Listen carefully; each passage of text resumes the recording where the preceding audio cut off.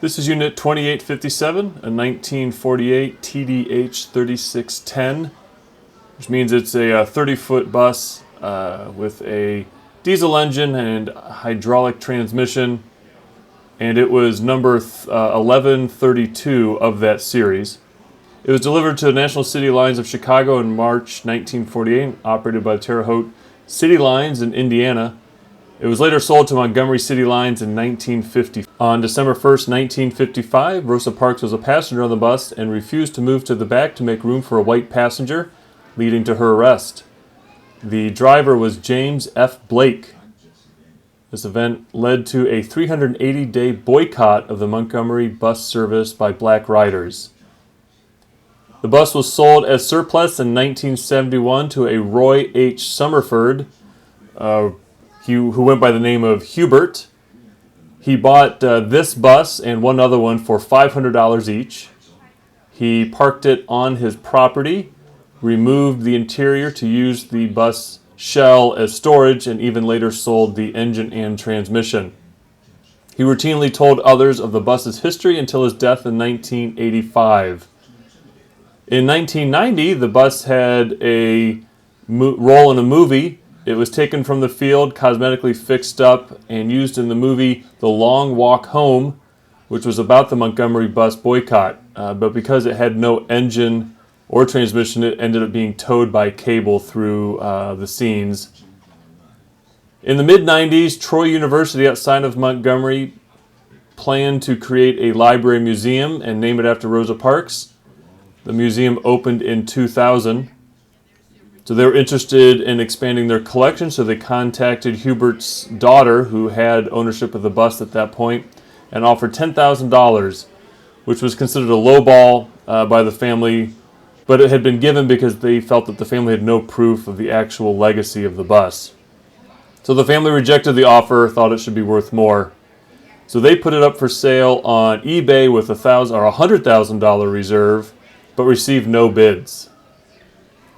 So a big break came in proving the legacy of this bus when newspaper clippings from a former Montgomery bus service station manager and assistant supervisor Charles H. Cummings were discovered, and on those several of the newspaper clippings, he had handwritten notes linking the driver James Blake and Unit 2857 to the Rosa Parks incident. A huge effort was undertaken following this to verify the bus's history. This included contacting General Motors for information and even using a forensic document examiner to examine the newspaper clippings with their handwritten notes to verify that they were in fact not modern-day editions. So then following this, and that they were confident that everything was checking out, they put the bus up again for auction. The auction was an online auction that closed October 25th, 2001.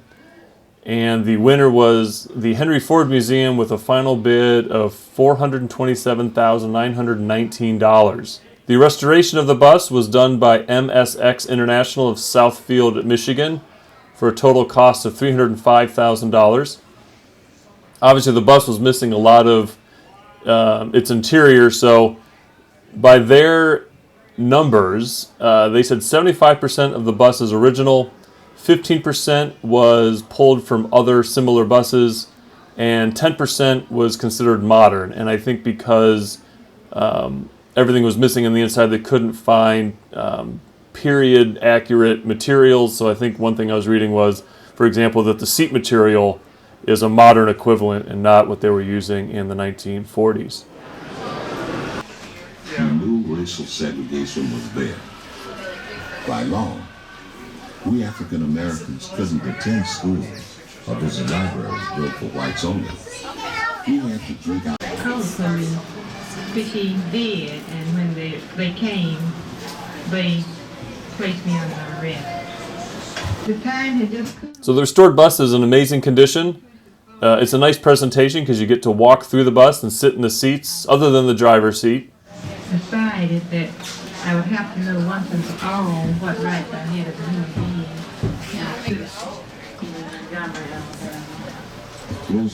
So the one thing that was not restored with this bus was actually the unit number that was painted over the driver's side window, 2857.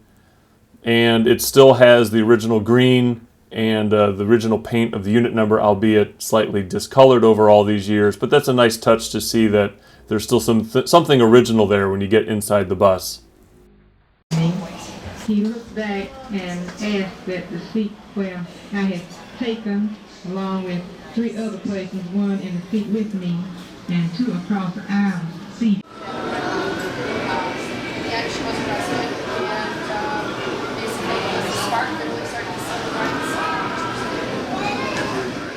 So that's Unit 2857, the Rosa Parks bus at the Henry Ford Museum.